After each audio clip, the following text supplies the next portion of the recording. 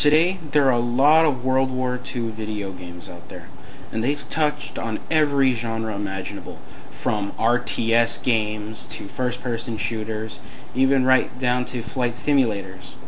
But there's one thing I think you'd all have to agree on, is that most of them are actually pretty good, but in the end, some of them just end up sucking.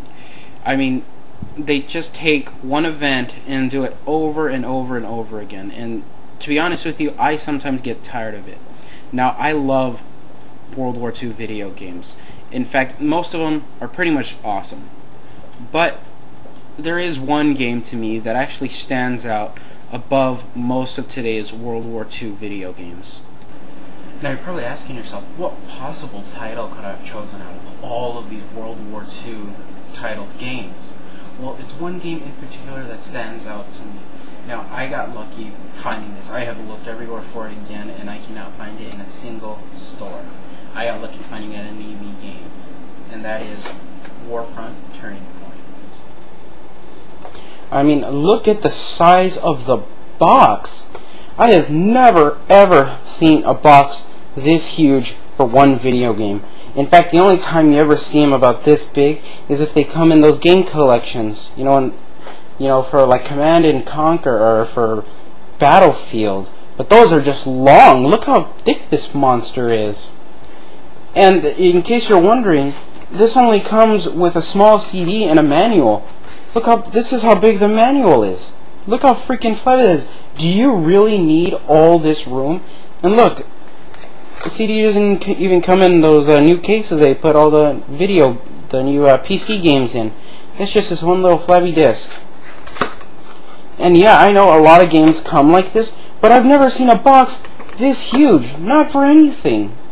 And in case you're reading the manual, if it gives you any backstory, not really. It tells you most of it back here. In fact, this is one of those other games that have those quotes. In fact, this one says from IGN, one of the best looking RTS games we've ever seen. I'm sure.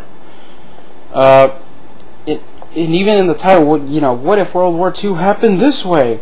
Well, hell, if I saw a giant mech coming at me, I'd probably crap my pants. And even the inside, it gives you even more text. I'm glad it takes away from the manual, but damn. And don't look at this and don't tell me that's not cool. I mean, what other picture can you see a giant mech, huge zeppelins, flying jetpack Nazis, huge artillery, jet fighters and bombers, and hell, even a helicopter? What happened here? Well, looking at the photo, you notice most of them are Germans and some Soviets in there. But, try having this image in your head. Americans fighting with the Nazis, fighting the freaking Russians. What in the hell happened? This game came out in September of 2006. Now, at the time, for me, there wasn't a whole lot of games that looked, even decent. There was another game coming out, though, that was also getting a lot of attention, and it was Company of Heroes. And at the time, I actually thought that Warfront was going to be Company of Heroes. But when the demo came out for this game, boy, was I wrong. Now, when they had first announced the game, some of you may remember it from the infamous P-51 ME-262 dogfight.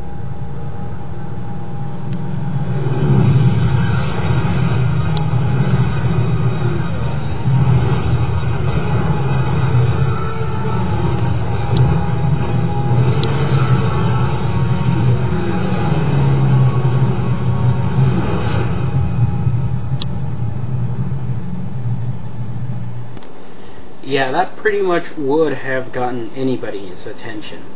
And I have to apologize for the video quality. Couldn't find a place to download. What other game would you see that in? I haven't seen a trailer like that until that point. I had never seen a trailer like that before. So I was pretty gripped into what this game might actually be.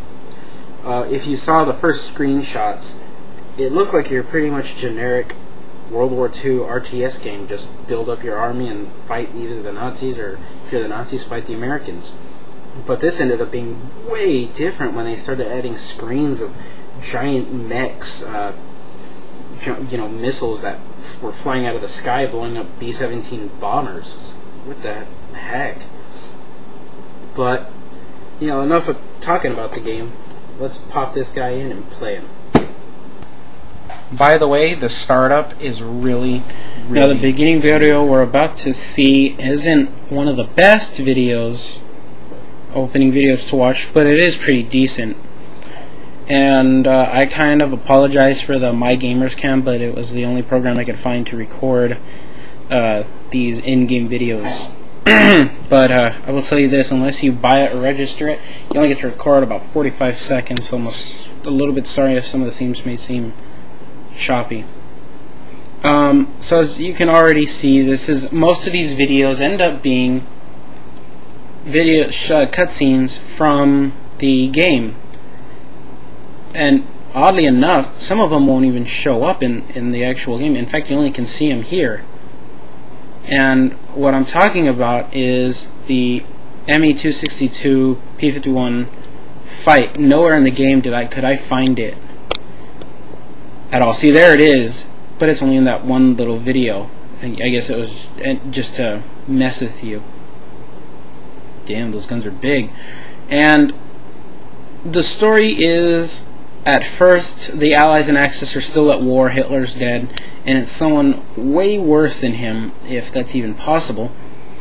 And now that they've signed a truce between each other after destroying the Nazi remnants, they have to unite to fight the Soviets. So there are only two campaigns, which I find kind of odd. There's only the American and the German, no Soviets. And right here at the menu, as you can already see, there's a lot of historical weapons, like the Katyusha rockets, the T-34 tanks, and I think that's the IS-3 Stalin tank. So I'm about to start a skirmish here and let you see more of the game.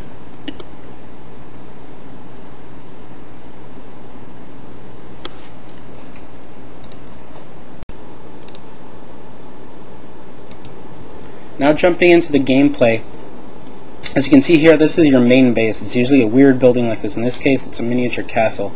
And you start out with one worker, and the workers are construction vehicles. They vary for the different armies. In this case, it's an Opel Blitz truck, which oddly enough is your resource carrier as well, which we'll get into a little bit later. Building the units is pretty easy. It's straightforward, and you unlock different buildings by having to build a different one or gaining a new tech level. So it's pretty straightforward. Now here, building a mining facility.